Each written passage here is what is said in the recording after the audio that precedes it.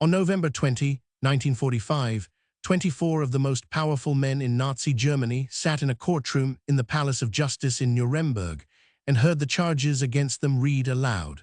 They were accused of conspiracy to wage aggressive war, crimes against peace, war crimes, and crimes against humanity.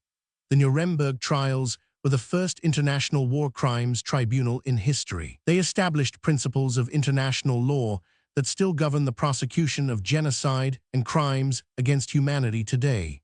Nuremberg was chosen deliberately.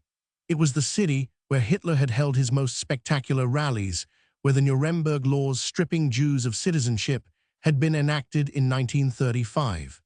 To try the perpetrators in the same city was a conscious act of historical reckoning. The defendants included the surviving leaders of the Nazi state or those who could be found. Hermann Göring, commander of the Luftwaffe and Hitler's designated successor, was in the dark. So was Rudolf Hess, who had flown to Scotland on a bizarre solo peace mission in 1941 and spent the war in British captivity. Joachim von Ribbentrop, the foreign minister. Wilhelm Keitel, chief of the Armed Forces High Command. Albert Speer, the armaments minister who had mobilized the German economy for war using slave labor. Alfred Rosenberg, the ideological theorist of the Nazi movement. Julius Streicher, the virulently anti-Semitic newspaper editor, and others, 24 in all, though 2 were tried in absentia and 1 was removed on medical grounds. They did not all respond the same way. Some, like Göring, were defiant and combative. He spent the first phase of the trial trying to dominate proceedings and demonstrate his intelligence. Others, like Keitel, accepted personal guilt for following criminal orders. Speer sought to distance himself from knowledge of the Holocaust while acknowledging responsibility for the slave labor program. Hess claimed amnesia. Streicher ranted.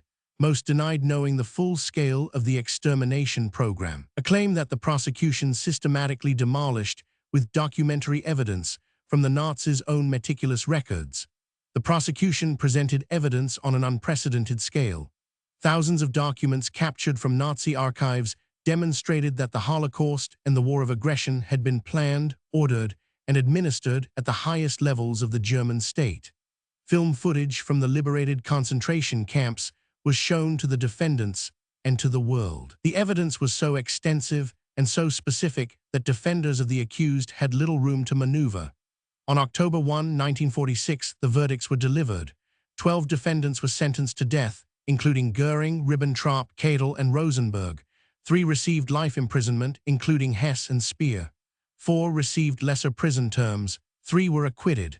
Martin Bormann, tried in absentia, was sentenced to death. The executions were carried out by hanging on October 16, all except Göring, who took cyanide in his cell 2 hours before he was to be hanged.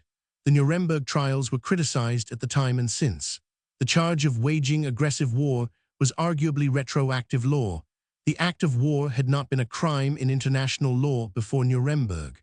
The Allies themselves had engaged in acts, the firebombing of Dresden, the use of atomic bombs on Japanese cities that some argued could be prosecuted under the same principles.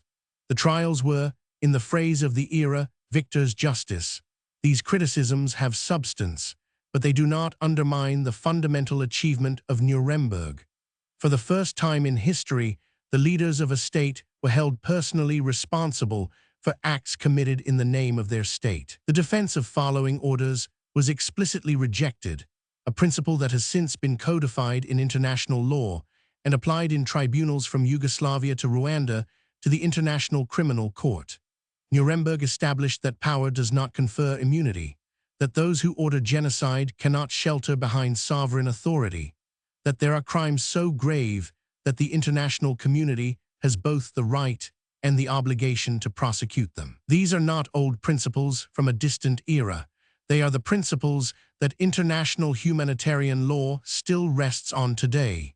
Nuremberg is where they were made.